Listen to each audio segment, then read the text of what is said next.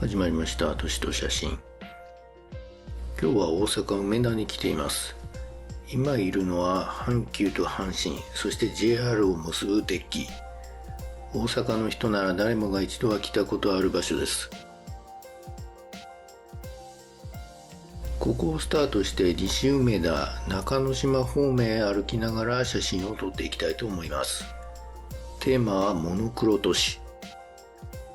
モノクロで建築物を撮るときに僕がどのようなことを考えているか、どういう視点で撮っているかを紹介していきます。まず注目したのは前方に見えるこれ。大阪駅の南口にあるこのちょっとカーブした構造物を入れてビル群を撮ってみます。画角は 105mm、中望遠で狙いました。いつものように暗めに仕上げるとこんな感じ。見慣れた大阪駅とは思えないくらいの雰囲気ある写真になりました。これがモノクロの面白いところです。次は3分ほど西に移動して切手大阪につながる新しいデッキに出ました。ここから西梅田のビル群を狙っています。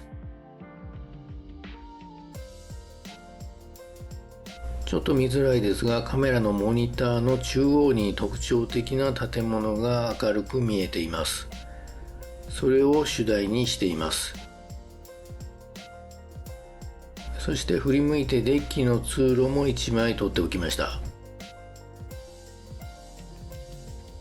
こちらが通路の写真。最初に撮ってた西梅田のビル群がこちらです。これもいいですね。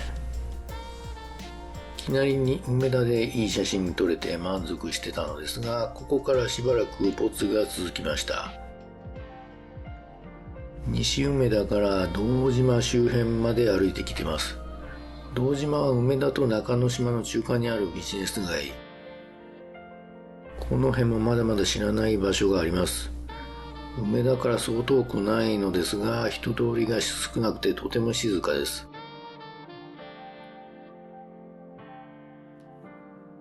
この階段を登っている途中で見つけたのがこの角度。建物が重なって見える部分を切り取ってみました。遠くのビルと手前のなんか変な形の構造物が良い組み合わせです。こっちは光と影のコントラストもつけてみました。最後は中之島美術館周辺まで歩いてきました。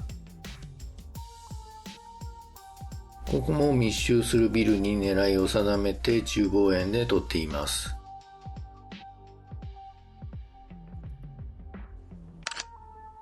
シンプルですが光を感じられる写真になりました。この日撮った写真は全部で250枚。その中の6枚を見てもらいました。いつものように自己採点と一緒に振り返っておきます。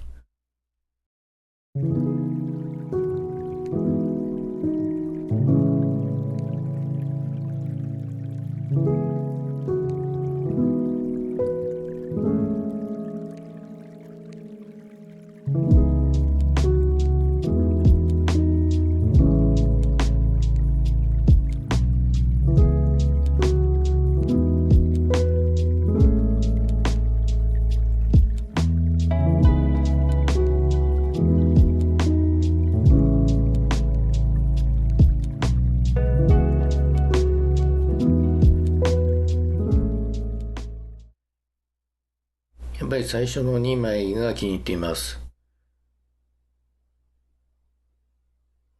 モノクロで建築物を撮る時の僕のスタイルをまとめておきます。まず技術や条件について。レンズは中望遠を使用しています。70mm か 105mm を使うことが多いです。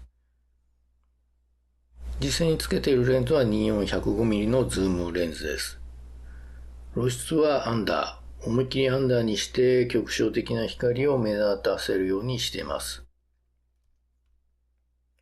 時間帯は午後です。今回の動画は4月の午後2時から3時過ぎ、まだ日が高い時間帯に撮りました。朝早くとか夕方になってくると、密集するビルのエリアに光が入らない可能性もあります。そして視点。まず一つはビルが密集しているところを見つけます。でも単に密集しているだけだと面白くないので、そこにプラスアルファ、例えば光が一部に当たっているというところを狙います。この写真はそうです。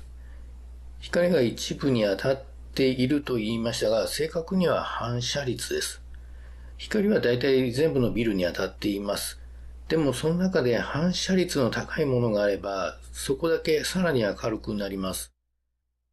例えば白いものとかガラスとか、そういう反射率が高く非常に明るく見えている部分に露出を合わせると、相対的に周りは暗くなります。そうすると、この写真のように一部だけ光が当たっているような効果が得られるということです。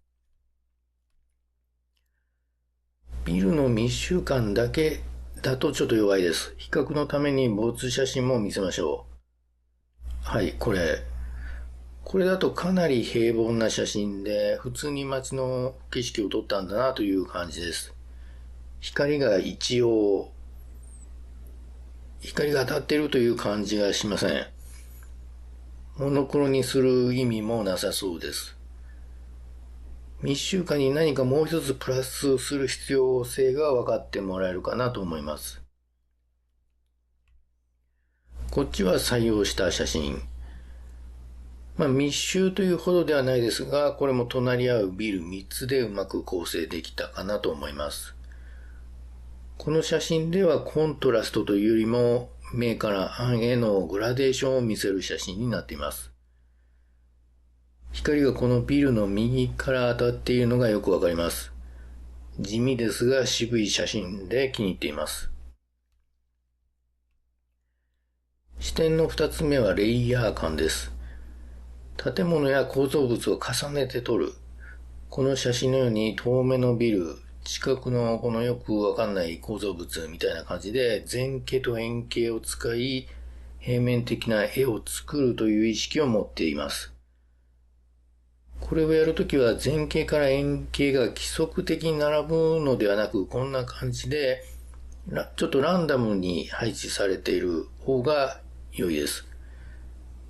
そしてこれはモノクロ限定ではなくカラーでもよく使うテクニックです。視点の3つ目は質感です。最初の大阪駅で撮った写真がそれです。こういう金属の光沢はモノクロと相性が良いです。そういう質感が出せるようなところは必ず狙うようにしています。以上の視点3つを意識した上で、あとは回数を重ねる、枚数を取るということをやっています。最後に出来上がった写真を見てちょっと別の世界を撮ったような感覚、現実感がないような感覚を持ってもらえば、それはモノクロとして成功なんじゃないかなと思っています。今回はモノクロで都市空間を撮る動画でした。楽しんでもらえたでしょうか。それではまた。